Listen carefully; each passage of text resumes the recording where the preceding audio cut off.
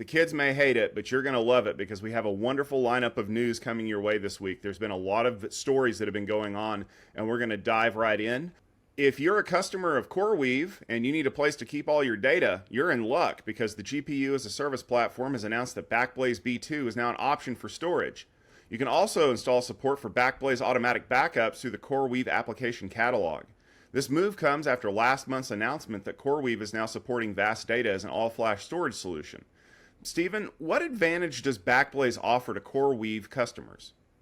Well, I think the big advantage is cost savings. And let's just be clear, Backblaze B2 is yet another one of the S3 type object stores out there in the wild.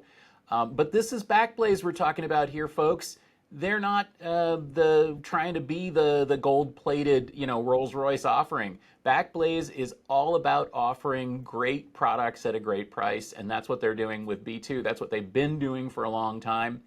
It's a fantastic idea for CoreWeave because, well, honestly, AI processing is expensive enough, and to add in the cost of S3 storage and ingress and egress and all that kind of stuff is, well, problematic. The Backblaze solution allows you to basically store vast amounts of data, access them through CoreWeave's AI cloud, and really, really can impact the cost picture here. I can't really put that into words because, of course, it's one of those things where you have to kind of calculate for yourself.